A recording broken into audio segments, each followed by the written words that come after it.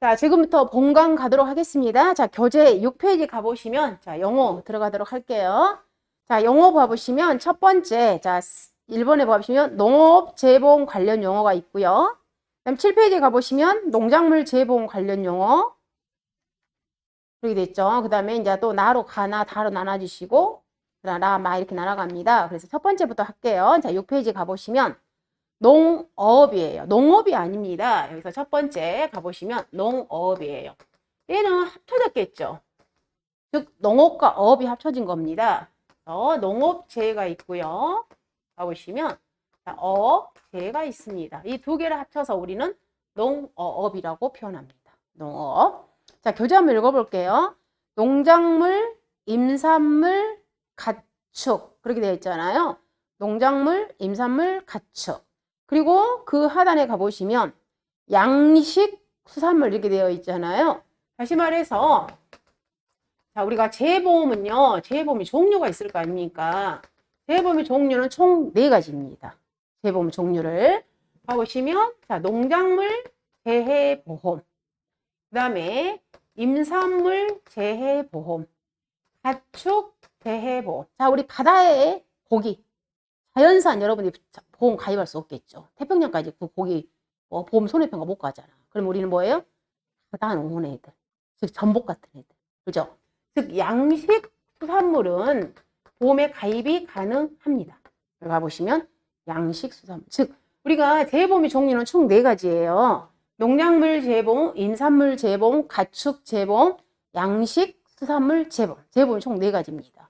그럼 이때 이 3가지를 합쳐서 우리는 무슨 재보험이라고 표현하냐면 거기에서 농업재, 즉 농업하고 관련된 애들이 농업하고 관련된 애들이죠. 농업, 그렇죠?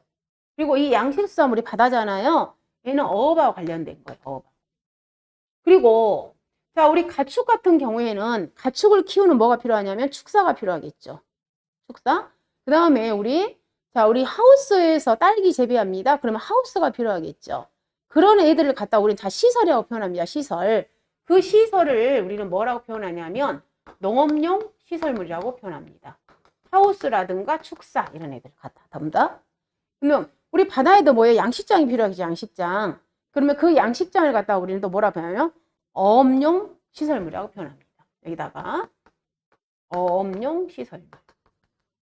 즉 우리가 보험은 사과도 보험 가입하지만 그리고 딸기도 보험 가입하지만 누구도 보험에 가입하냐면 이런 시설도 보험 가입하는 거예요. 그리고 마찬가지로 전복도 보험 가입하지만 그 전복을 기르는 시설도 보험에 가입하는 거예요. 그러면 자, 이런 애들한테 피해가 발생했을 때 우리는 보상을 해주는 거잖아요. 그러면 어떤 재에 대해서 보상을 해주냐 봤더니 바로 이 농업재에 대해서 보상을 해준다는 의미입니다. 그럼 여기에 관련된 이 농업재라는 것은 어떤 재의 종류가 있을 거 아니에요. 종류. 봤더니 그 종류가 농작물, 임산물, 가축. 여기서 우리 지금 임산물과 농작물은 차이점이 좀 있어요. 우리가 웬만한 것들은 다 농작물이라고 표현하는데 이 임산물은 우리가 산에서 기른 애들이에요. 산. 그래서 뭐 버섯이라든가, 그렇죠? 복분자라든가, 뭐 오미자라든가 이런 애들 있죠. 산에서 기른 애들. 우리 감도 종류가 2가지입니다. 단감이 있고 떫은 감이 있어요. 근데 거기에서도 누구는 떫은 감만 임산물이에요. 임산물. 뭐 밤, 뭐 대추, 뭐 포도 이런 애들은 나무도 어때요? 좀 산에서 기른 애들이잖아요. 이런 애들을 갖다 우리는 임산물이라고 표현합니다. 그럼 이 애들을 제한 나머지는 다 농작물이라고 표현합니다. 근데 실질적으로 이제 우리가 실무에 들어가시면 지금 현재는 이 농작물 재보험, 임산물 재보험 따로 구분하지 아니하고 우리 2차 실무에서는 그냥 하나 합쳐서 그냥 농작물 재보험과 가축 재보험을 2가지만 분류를 하는 겁니다. 그럼 이 양식 수산물에 대해서는 아직은 우리 손해평가 영역이 아닙니다. 얘는 여러분이 평가하지 않습니다. 양식 수산물은. 얘는 수산물 손해평가사가 따로, 수산물 평가사가 따로 있어요. 이 양식 수산물 여러분의 업무 영역이 들어있지 않아요. 이 2가지만 우리가 평가를 하는 겁니다.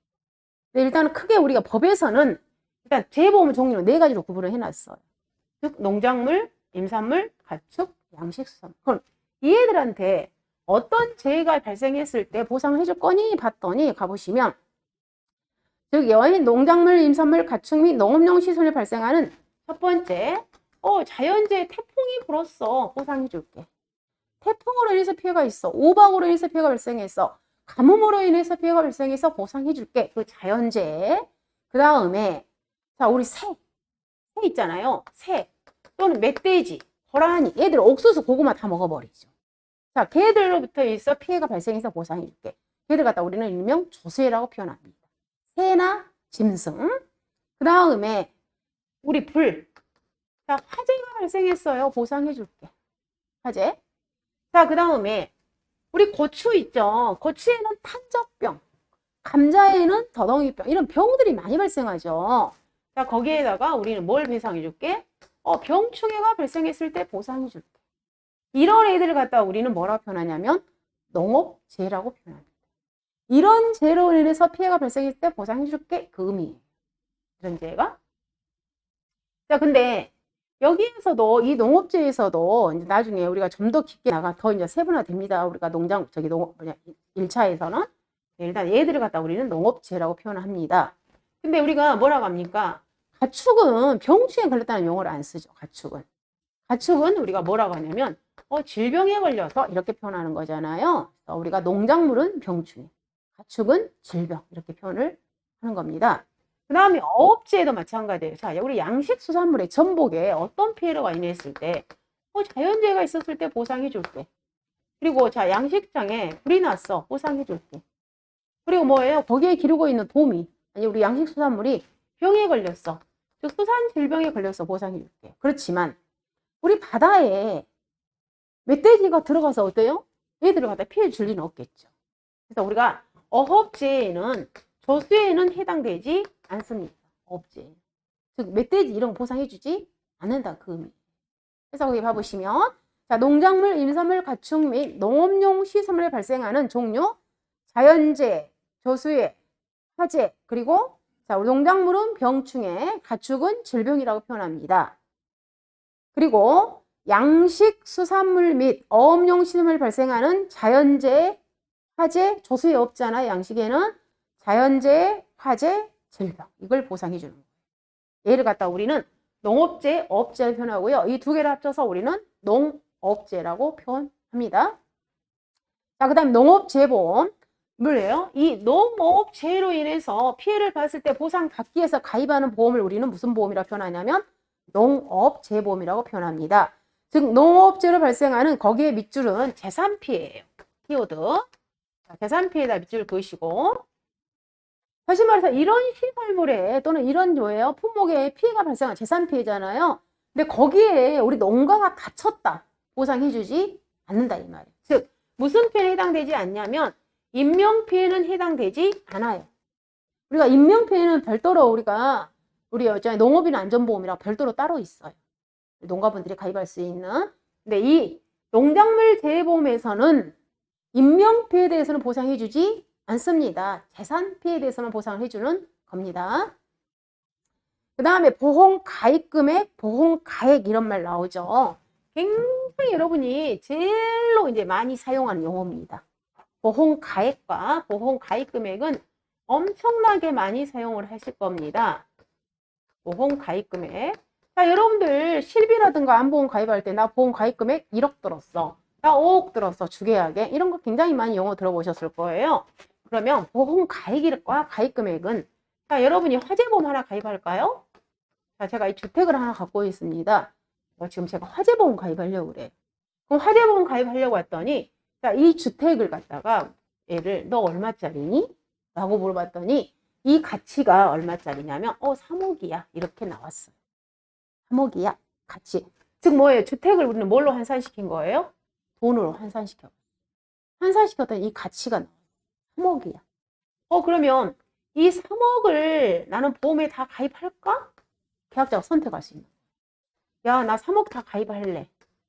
나 보험료 비싸니까 그냥 2억만 가입하고 나는 나중에 보상 받았을 때 2억 안에서만 난 보상 받을래. 이건 계약자가 선택할 수 있는 거예요. 자, 이때 우리는 이 건물을 너 얼마짜리라고 돈으로 환산시켜 봤잖아요. 가치. 즉 금전으로 환산시켰어요. 금전으로 평가했어요. 이 3억을 다른 말로 표현하면 우리는 뭐라고 표현하냐면 보험가액이다. 가치야, 가치. 보험가액. 그리고 이 보험가액 범위 내에서 나는 2억만 보험에 가입할 거야. 나는 3억 다 가입할 거야. 예를 들어 둘 중에 하나를 가입했을 거 아니에요. 얘를 갖다가 용어를 뭐라고 표현하냐면 보험 가입 금액이라고 표현합니다. 자, 가액이란 거는 뭐라? 가치예요. 돈으로 환산시켰어요. 그러면 이 건물에 대해서 자, 제가 이제 A입니다. 제가 이름이 A씨야. 그리고 이 건물에 나는 무슨 유냐면 소유자. 그러면 나는 소유주인데 이 건물에 대해서 무슨 이익을 나는 지금 갖고 있냐면 소유권을 갖고 있죠. 즉 소유 이익이 있는 거예요.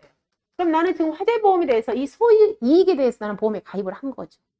근데 만약에 이 A가 이 건물을, 이 주택을 B에게 임차해 줬어요. 그럼 B씨가 지금 임차인입니다. 그럼 B씨도 이 건물에 대해서 화재보험 가입할 수 있죠. 그럼 이 B씨는 이 건물에 대해서 뭘로 인해서 지금 현재 화재보험을 가입을 하냐면 소유이익은 아니고 얘는 사용권이죠. 즉 사용이익에 대해서 보험에 가입을 하는 거죠. 이렇게. 자, 각자의 뭐예요? 보는 관점에 따라서 이익이 달라지죠. 이런 사용이익, 소유이익 이런 애들 한마디로 표현하면 이 건물에 대해서 무슨 이익이라고 우리는 지금과 용어를 쓰게 되냐면 피보험이익이라고 표현하는 거예요. 이 건물에 대해서. 이 피보험 이익에 대해서 우리는 뭐 하냐면 보험에 가입을 하는 겁니다. 그러면 방금 이 건물에 대한 이익을 3억이라고 잡았잖아요. 즉 피보험 이익에는 3억짜리인 거. 그리고 이 사용권에 대해서도 만약에 이 건물에서 나는 1억이야. 그럼 이 1억에 대해서 보험에 가입하는 거죠. 다시 말해서 이 피보험 이익을 이 건물에 대한 가치를 돈으로 환산시킨 걸 갖다 용어를 뭐라고 표현하냐면 보험 가액. 항상 가치라고 생각하시면 돼요. 그래서 나중에 자, 소가 죽었어요. 소가 폐사했습니다. 얘가 소가 지금 몇 월령 소가 폐사했냐면 15월령 된 소가 폐사했어. 너 얼마짜리야? 라고 물어보죠. 너 500만 원짜리구나. 이 500을 갖다 한마디에 표현하면 얘가 뭐가 되는 거야? 가치. 얘가 바로 뭐가 된다고요? 보험 가액이 된다고. 그래서 우리가 계속 이제 앞에 쓸 거예요. 보험 가액을 산출하세요. 보험 가액을 산출하세요. 그럼 뭐예요? 가치를 산출하는 거예요. 그러면 바로 얘기. 소가 15월령 된 소가 죽었네? 폐사했네? 너 얼마짜리니? 라고 물어봤더니 500만 원짜리야. 그럼 결론 이 500만 원을 다른 말로 보험 가액이 500만 원이구나 이렇게 표현하는 거. 아시겠죠? 그 가액 안에서 우리는 그럼 결론 뭐 하겠습니까? 보험을 가입하거나 또는 이 가액을 오버해서 보험을 가입했다. 그럼 우리는 그때는 초과보험이라는 용어를 또 사용을 하게 됩니다. 자, 봐보시면 자, 보험 가액을 한번 읽어볼게요.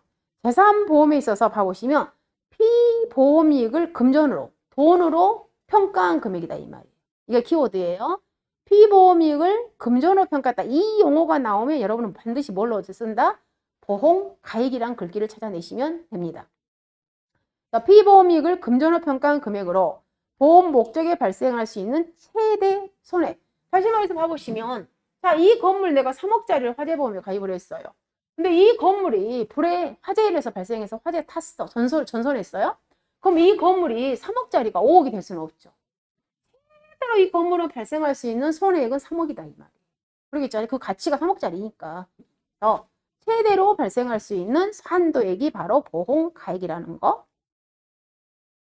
자, 그 다음에 보험 가입금액 2에 봐보시면 보험 가입자의 재산 피해에 따른 손해가 발생한 경우 보험에서 최대로 보상할 수 있는 한도액. 그리고 보험 가입자와 재보험 사업자 간의 약정한 금액. 재보험 사업자라는 것은 보험회사를 의미한다고 그랬잖아요. 방금 그랬어요. 나 3억 다 가입할래. 이 보험 가입 범위 내에서. 나 2억 가입할래. 누가 약정한 거예요? 나하고 보험회사. 둘이 약정한 거야. 그러면 제가 만약에 2억을 가입했습니다. 원래는 이 건물은 3억짜리예요.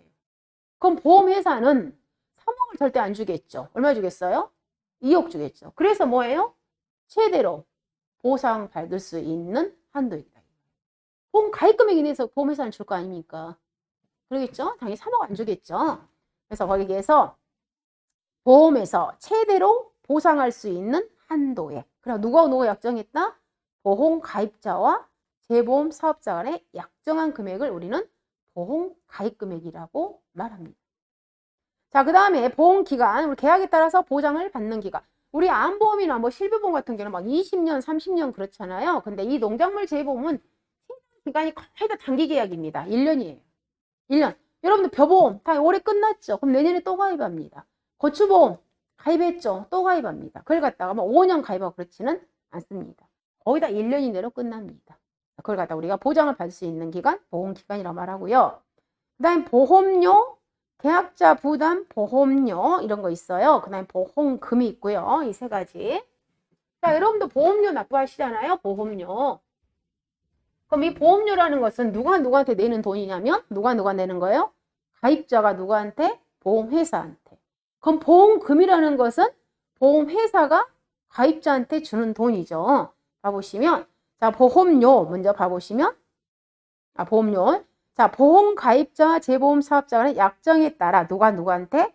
보험가입자가 재보험사업자한테. 가입자가 보험회사한테 내는 돈. 그다음 보험금은 가보시면 자, 두 번째 재보험사업자가 보험가입자한테 지급하는 금액. 자, 서로 둘이 혼동하시면 안 되겠죠. 가입자가 보험회사한테 내는 돈을 갖다 보험료. 보험금은 보험회사가 가입자한테 주는 돈을 갖다 우리는 보험금이라고 표현합니다. 그 다음에 이 농작물 재보험과 가축 재보험은 정책보험이라고 있어요. 정책보험. 자, 정책보험이라는 것은 궁극적인 목적은 뭐예요? 우리 농가의 소득 안정을 꾀하는 보험이에요. 그럼 농가의 소득 안정을 꾀한다는 것은 뭐냐면 파격적인 뭔 지원이 있다는 거예요. 그럼 이 파격적인 지원이라는 것은 결국엔 뭐냐면 보험료 지원을 해줍니다. 그러면 우리가 이제 보험료는 나중에 이거 자세히 배울 거예요. 그냥 일단 듣기만 하시기 바랍니다. 보험료는 우리가 전체 보험료 있잖아요. 우리 여러분들 전체 보험료를 우리 영어를 뭐라고 표현하냐면 영업보험료. 전체 보험료. 그럼 이 전체 보험료는 두 가지로 섞어진 거예요. 순보험료 플러스 부가보험료를 합쳐서 우리는 영업보험료라고 표현합니다. 자, 우리가 부가보험료라는 용도는 어디에 쓰는 거냐면 우리 재보험 사업자, 보험회사의 경비로 쓰는 돈이에요. 보험회사의 경비를 사용하기 위해서 걷어들이는 돈이에요. 그럼 여기서 순보험료라는 것은 우리 계약자가 이제 사고가 났다, 피해를 입었다 그러면 계약자한테 보험금 줘야 되잖아요. 그 계약자한테 보험금을 지급하기 위한 돈이 필요하겠죠. 보험금을 지급하기 위해서 걷어들이는 돈을 갖다 우리는 순보험료라고 표현합니다. 근데 이 재보험 사업자, 보험회사에 경비로 사용하기 위해서 걷어들이는 이 부가보험료를 우리 가입자한테 돈을 내라고 하면 성질나겠죠. 그래서 이 돈은 누가 다 내주냐면 정부에서, 정책보험이라 표현했어요. 정부에서 이 부가보험료를 다 맡아 내줍니다. 그리고 이 순보험료 있죠. 이 순보험료, 원래는 이 보험료 전체를 다 누가 내는 거예요. 원래는 가입자가 내는 거잖아요. 여러분은 지금 이 돈을 싹 여러분이 내고 있는 거예요. 암보험료나 뭐 우리 실비라든가. 그렇지만 이 내가 이제 사과, 아까 방금처럼 사과야, 사과. 내가 지금 사과를 보험에 가입하려고 그래. 그럼 이 사과 전체 보험료를 이 영업보험료라고 표현한다. 그럼 이 돈이 만약에 100만 원이 나왔다고요. 보험료가, 전체 보험료. 그럼 100만 원 나왔으면 순보험료가 84만 원이고요. 부가보험료가 16만 원 이렇게 책정이 됩니다. 그럼 원래는 이거 계약자가 다 내야 된다. 근데 얘는 정책보험이다 보니까 정부나 지자체에서 파격적인 지원을 해준다고요. 그 지원을 해주는 게 이 16만 원을 누가 다 내준다고요? 정부가 다 내주겠다 이 말이에요. 그리고 나머지 그러면 이 84만 원도 계약자가 다 내는 게 아니에요. 그러면 이 순보험료는 이 순보험료는 세 사람이 같이 책임져 주는 거예요. 누가 책임져 주냐면 정부에서 도와주고요. 그 다음에 지방자치단체에서 도와주고요. 그 다음에 내가 내는 거예요. 자, 나를 한마디로 표현하면 가입자 또는 계약자라고 표현합니다. 그러면 이 정부에서 최소한 만약에 50% 내줬어요. 그리고 지자체가 40% 내줬어요. 그럼 나는 10%밖에 안 내는 거죠. 얼마에 대해서? 이 84만 원에 대해서. 나눠서 내주는 거예요. 원래는 계약자 다 내야 되는데. 그러면 나는 10%만 낸다는 것은 나는 결국적으로는 84,000원만 내고 나는 이 보험에 가입을 하는 거예요. 엄청난 좋은 보험이죠. 이렇게 좋은 보험 세상에 없을 거예요. 근데 아직도 우리 농가분들이 이 보험을 몰라. 진짜 모르시는 분들 굉장히 많습니다. 이렇게 좋은 보험. 그리고 아직도 그거 보험 넣어봤자 뭐 필요도 없더만 이런 생각을 의외로 정말 많이 하십니다.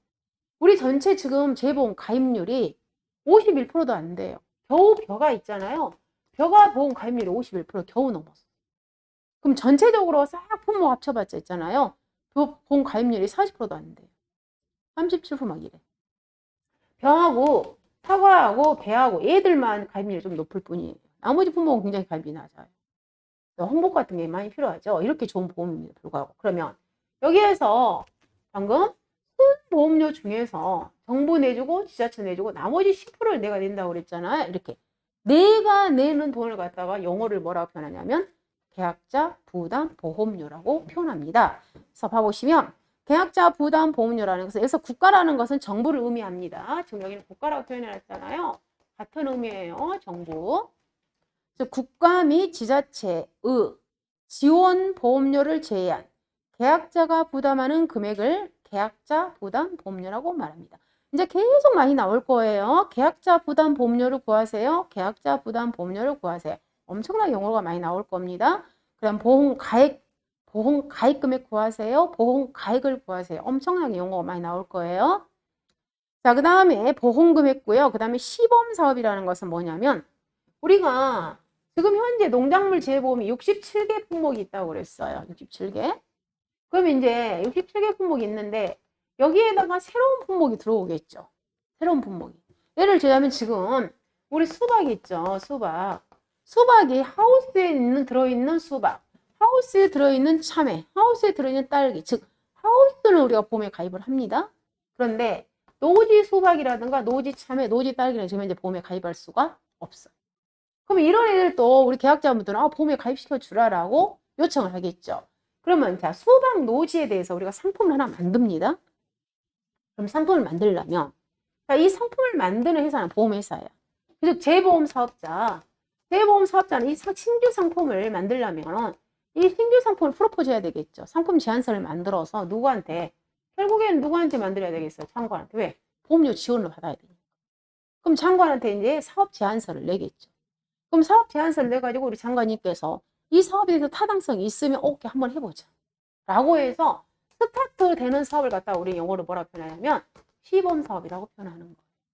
그러면 이 시범 사업을 맨 처음에 할 때는 전국적으로 갖다 수박을 다 심어볼 필요는 없겠죠. 그 주 생산지에서 먼저 한번 대비를 해보는 거예요. 보험도 한번 해보는, 시범적으로 사업을 한번 해보는 거죠. 그래서 먼저 어떤 게서 그 제한된 지역에서 어느 한 곳에서 그리고 일정 기간 동안 한번 이 사업을 해봐요. 이 사업이 정말로 이 보험이 필요한가? 그리고 너무 손해가 있잖아요. 막대도 이 보험회사는 못하겠잖아요. 적정한 손해율인가? 그리고 농민한테 정말 필요한가? 이 사업에 대해서 타당성 여부를 검토를 해야 되겠죠. 일정 기간 동안. 그래 가지고 이 사업이 정말 농가분들한테 필요해. 그거 사업이 괜찮아. 그러게 되면 얘를 갖다가 우리는 이제 드디어 무슨 사업으로 옮겨 타냐면 본 사업으로 올라가는 겁니다. 그럼 보통 이 시범 사업은 보통 3년에서 5년 동안 사업을 시행을 한번 해봐요. 그리고 나서 이 사업이 정말 괜찮다 그러면 이제는 본 사업으로 가는 겁니다. 이걸 갖다 우리는 시범 사업이라고 표현합니다. 봐보시면 자, 보험 사업을 여기서 전국적으로 실시하기 전에 보험의 효용성 및 보험 실시 가능성을 검증하기 위하여 밑줄 일정 기간. 여기서 일정 기간이라는 것은 3년에서 약 5년 정도. 그리고 제한된 지역에서 그 주 생산지에서 전국적으로 안 한다고요. 제한된 지역에서 실시하는 보험 사업을 우리는 뭐라고 표현한다? 시범 사업이라고 말한다. 자, 그 다음에 7페이지 가보시면 자, 농작물 재보험 계약 관련 용어에서 가입자 수, 자, 보험에 가입한 농가 또는 과수원 또는 농지수를 갖다 우리는 가입자 수 또는 가입수라고 표현하고요. 가입률, 방금 제가 가입률이 51%야, 가입률이 41%야 말했던 그 가입률은 어떻게 산정이 되었냐면 가입률은 자, 분모는 뭐가 들어가냐면 봐보시면 보험 가입 대상 면적 분의 가입 면적이에요. 즉 가입 대상 면적입니다.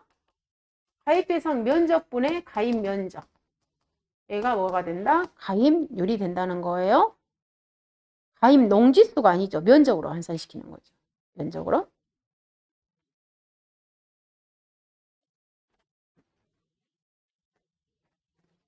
가입률, 가입 대상 면적. 100% 100%니까 100% 100%. 자, 그 다음에 가입 금액은 여기서 보험 가입 금액의 줄임이에요. 그래서 가입 금액은 방금 했던 보험 가입 금액이 있었잖아요. 그 가입 금액의 줄임이 가입 금액. 보험에 가입한 금액으로 대보험 사업자와 보험 가입자 간의 약 적정한 금액으로 보험사고가 발생할 때 재보험사업자가 지급할 최대 보험금 산출의 기준이 되는 금액 아까 했었죠?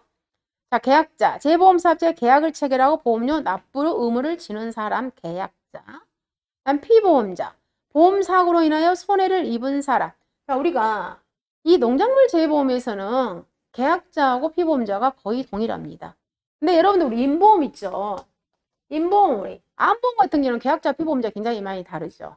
자, 제가 계약자입니다. 제가 누구를 위해서 저희 남편을 위해서 암보험을 하나 가입을 합니다.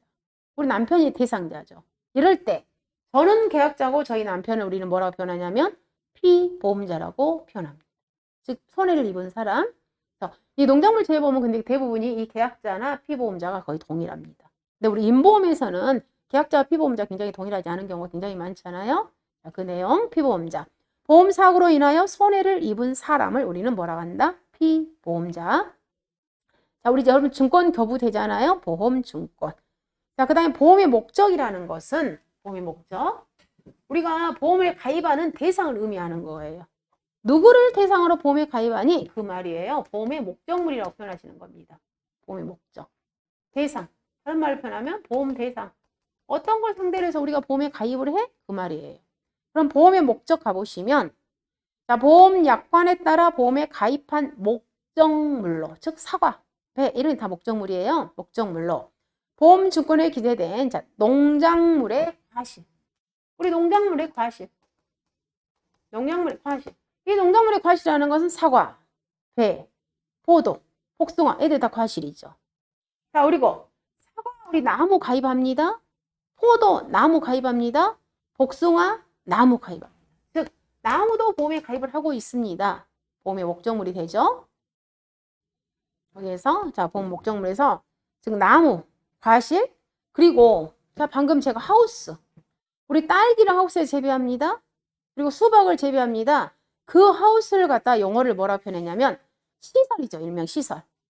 시설 작물 재배용 농업용 시설물. 즉 봐보시면 하우스를 의미하는 거예요. 시설 작물, 시설 안에서 키우는 작물이라 표현해요. 시설을 작물을 재배하는 즉 농업용 시설물. 우리가 하우스도 보험에 가입하는 거예요. 얘를 갖다 한마디 표현하면 우리가 하우스를 의미한다. 이 말.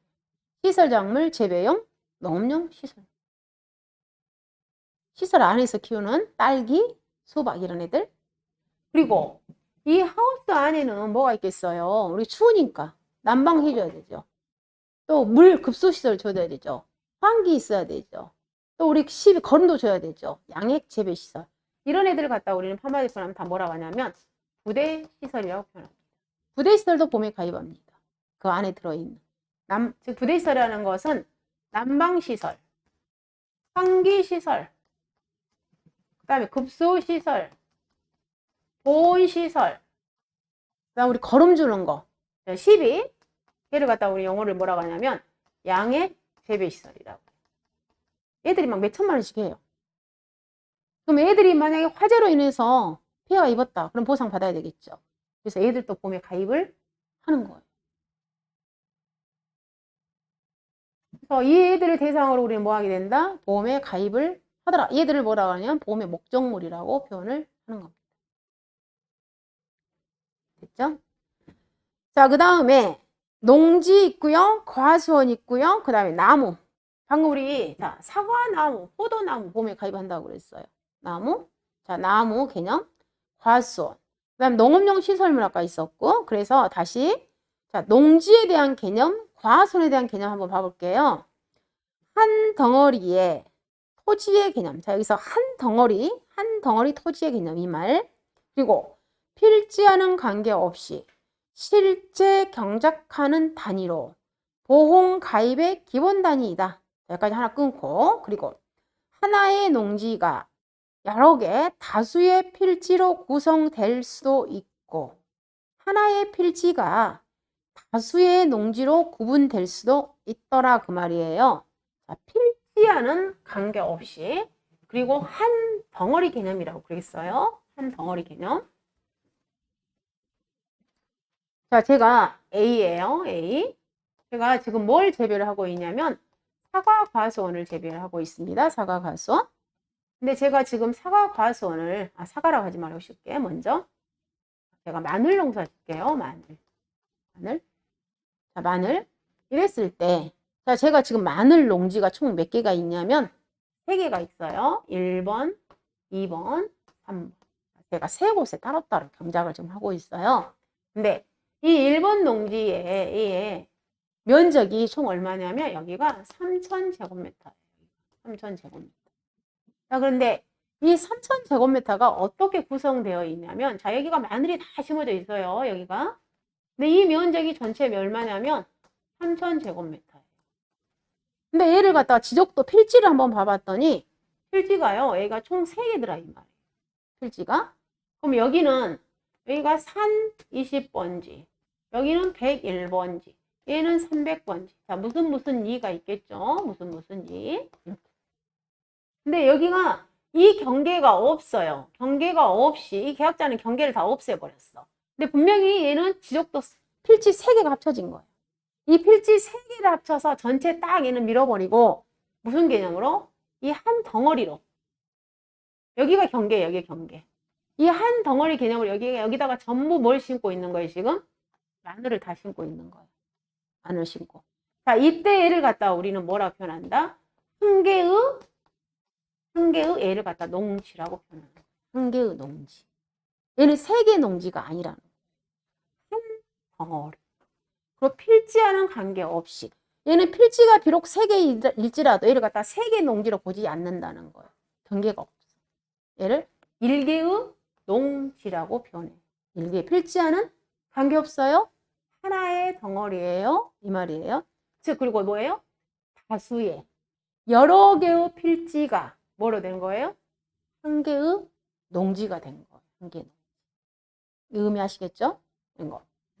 자, 그 다음에 또 제가 또 하나 갖고 있다겠죠? 자, 2번 농지.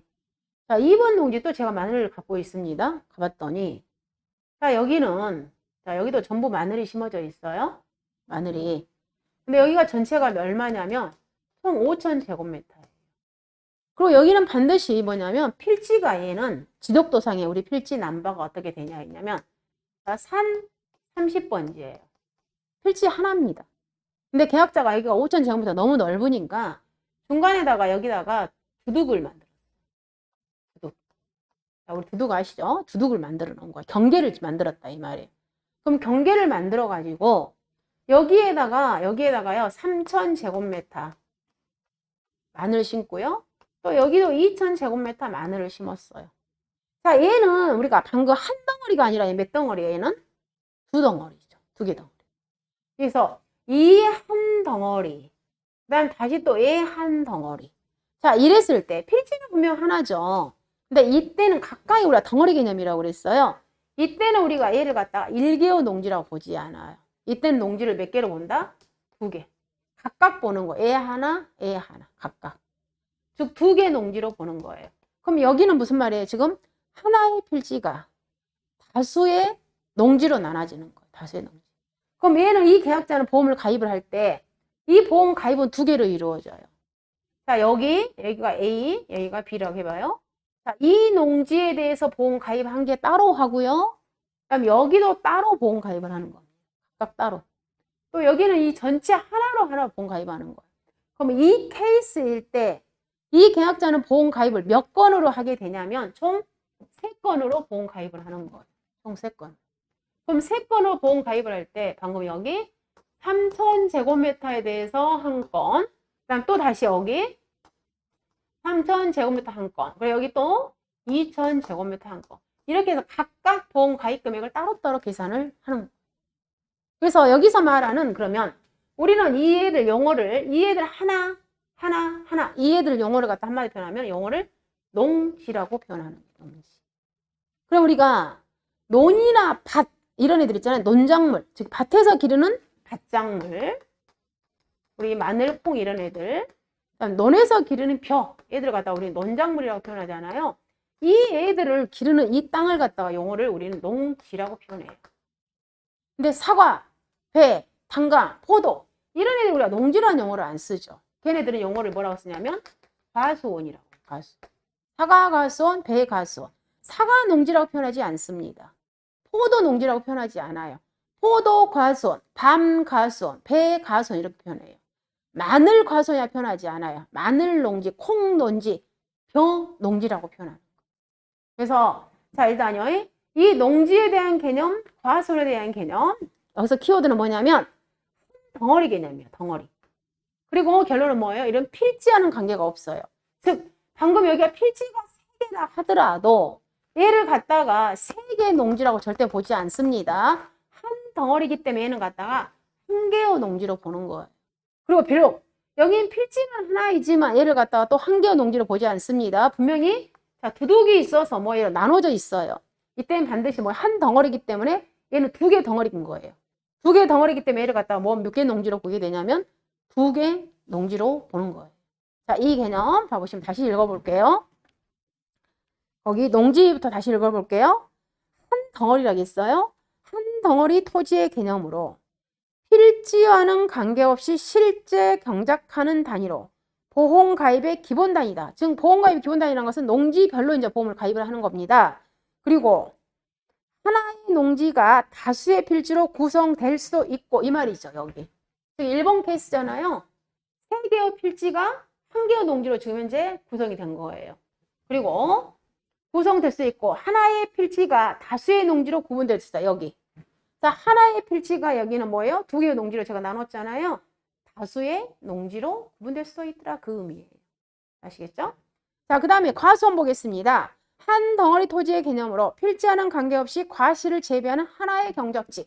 이 똑같은 개념이에요. 다만 제가 지금 마늘이라고 예시를 들었잖아요. 이 똑같은 얘를 갖다가 그대로 뭘로? 제가 얘를 갖다가 뭘로 저 바꿔버리면 사과로 바꿔버리면 얘는 3개의 각각 가수원이 되는 거예요. 여기는 1개의 가수원, 여기는 2개의 가수원. 똑같이 한 덩어리 개념이에요. 필지와는 관계없이. 다만 우리가 용어를 논작물과 배작물은 농지라는 개념을 쓰고요. 그 다음에 결과 과실에 있어서는 과수원이라는 용어를 쓸 뿐이다. 이렇게 정리.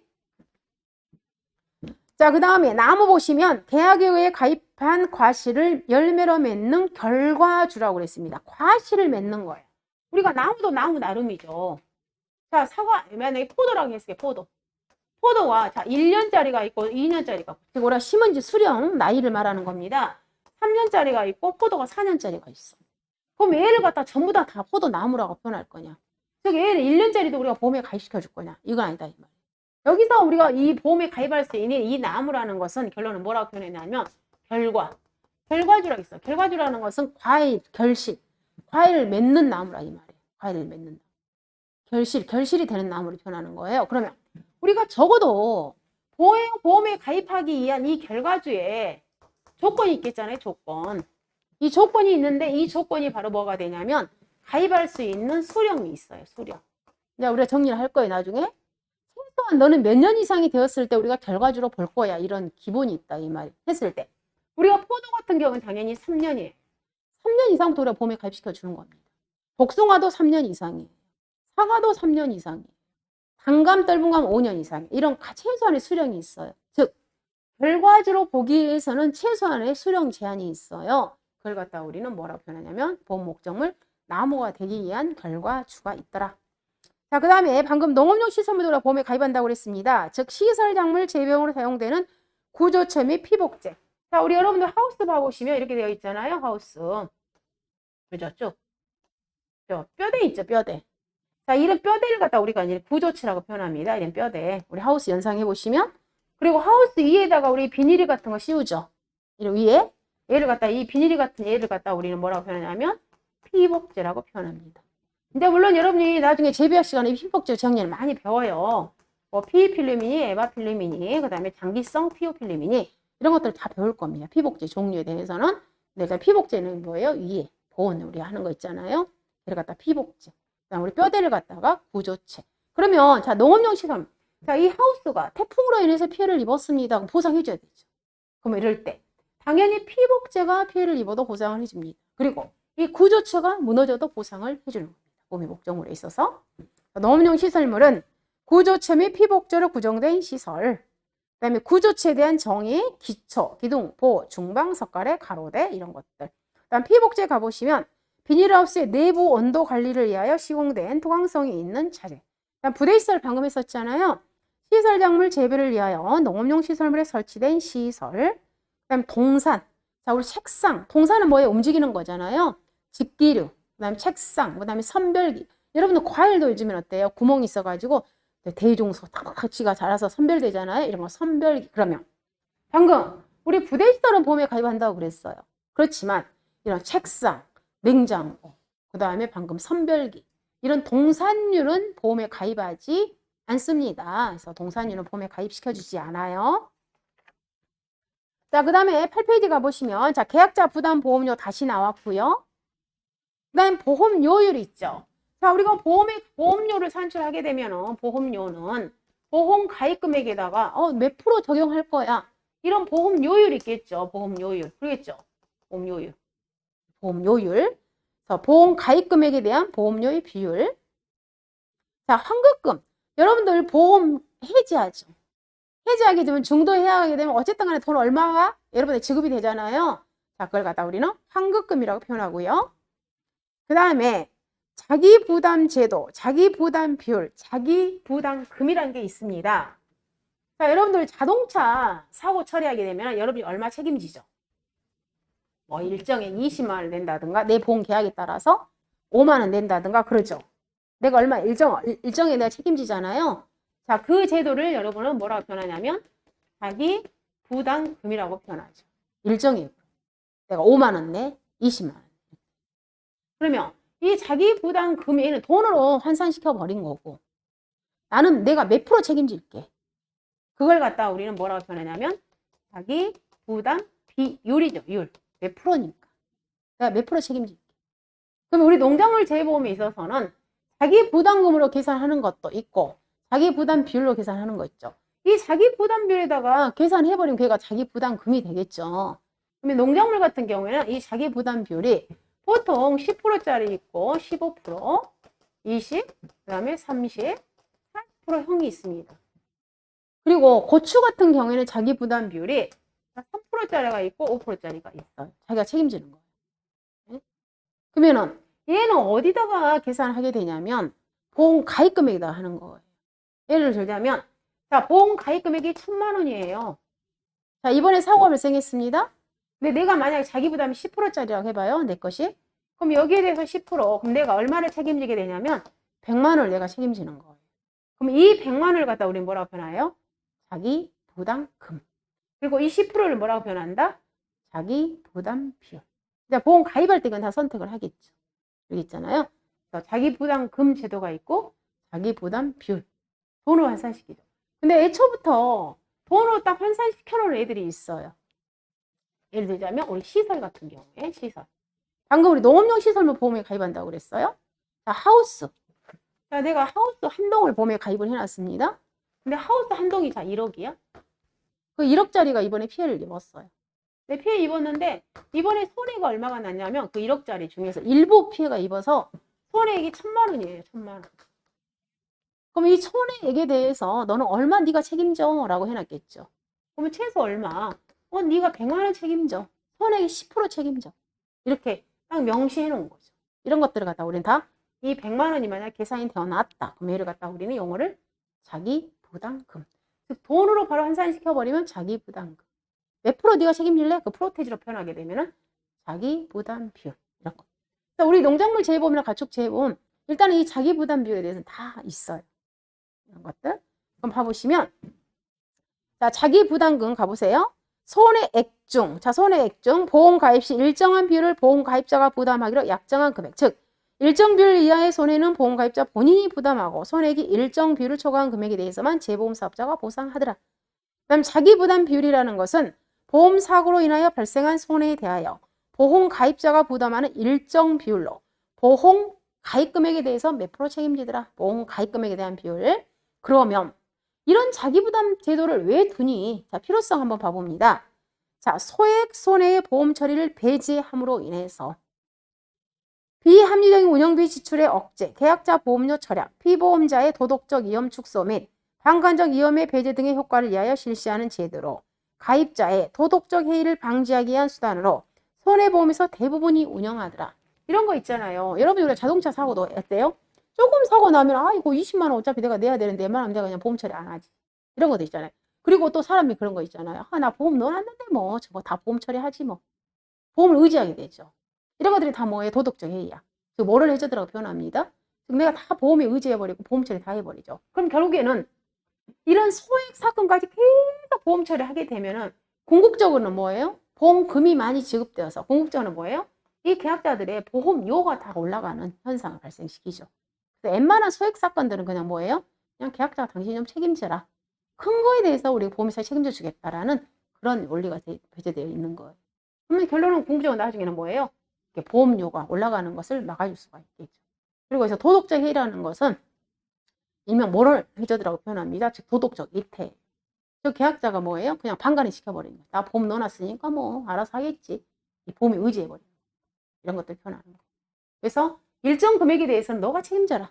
그걸 갖다 우리는 자기 부담 비율 그리고 자기 부담금 제도라고 표현을 합니다. 그리고 농작물 재보에서 대부분이 다 이거 있습니다.